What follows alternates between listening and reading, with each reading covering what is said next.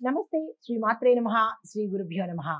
July నెల 7వ తారీఖు 2025 సోమవారం నాటి పంచాంగం ప్రకారము శ్రీ విశ్వావసు నామ సంవత్సరం ఉత్తరాయణం గ్రీష్మ ఋతువు ఆషాఢ మాసం శుక్లపక్షం. ఈ రోజు సూర్యోదయ సమయము తెల్లవారుజామున 5:51 సూర్యాస్తమ సమయం సాయంత్రం 6:51. ఈ రోజు తిథి ద్వాదశి రాత్రి 11:08 వరకు. తదుపరి త్రయోదశి తిథి ప్రవేశము. నక్షత్రం అనురాధ రాత్రి 1:03 వరకు. తదుపరి జ్యేష్ఠ నక్షత్ర ప్రవేశము. ఈ రోజు వర్జ్యం మధ్యాహ్నం 3:22 నుంచి సాయంత్రం 4:14 వరకు. రాహుకాల సమయము ఉదయం 7:28 నుంచి 9:06 వరకు. యమగండ కాలము ఉదయం 10:43 నుంచి మధ్యాహ్నం 12:21 వరకు. ఈ రోజు బ్రహ్మముహూర్త సమయము తెల్లవారుజామున 4:15 నుంచి తెల్లవారి 5:03 వరకు.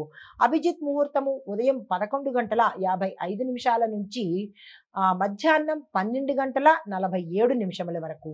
ఇది నేటి పంచాంగం. నమస్తే.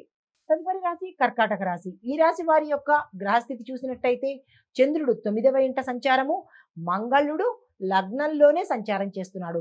దీని యొక్క ఫలితాలు యాత్రలలో విజయం కనబడుతుంది. ప్రయాణాలు సానుకూలంగా ఉంటాయి. విద్యార్థులు గుడ్ న్యూస్ వినే అవకాశం కనబడుతోంది. మానసికంగా ఉల్లాసంగా ఉండబోతున్నారు. మీకు చెప్పదగిన పరిహారము చంద్రుడికి పూజ చేసుకొని ఓం సోమాయ నమః అనే మంత్రాన్ని ఈరోజు ఉదయమే యథాశక్తి పఠించే ప్రయత్నం చేసుకోండి. నమస్తే. తదుపరి రాశి సింహరాశి. ఈ రాశి వారి యొక్క గ్రహస్థితి చంద్రుడు 8వ స్థానంలోను, సూర్యుడు 11వ స్థానంలోను సంచారం చేస్తున్నారు. దీని యొక్క ఫలితాలు ఆరోగ్యపరంగా చాలా అలసట కనిపిస్తోంది. దీంతో పాటుగా స్నేహితులు దూరమయ్యే అవకాశం కూడా గోచరిస్తోంది. జాగ్రత్తలు తీసుకోండి. విశ్రాంతి తీసుకునే ప్రయత్నం చేయండి.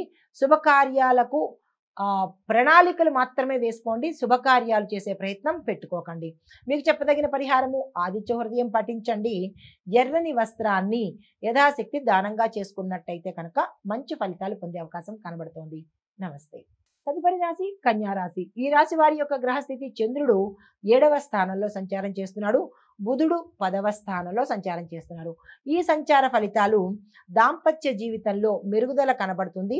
ఉద్యోగంలో నూతన అవకాశాలు, వ్యాపార లాభాలు గోచరిస్తున్నాయి. మీకు చెప్పదగిన పరిహారము శివ పూజ శివాలయంలో కానీ మీ గృహంలో కానీ చేసుకున్నట్టయితే విశేషమైన ఫలితాలు పొందే అవకాశం కనబడుతోంది. నమస్తే.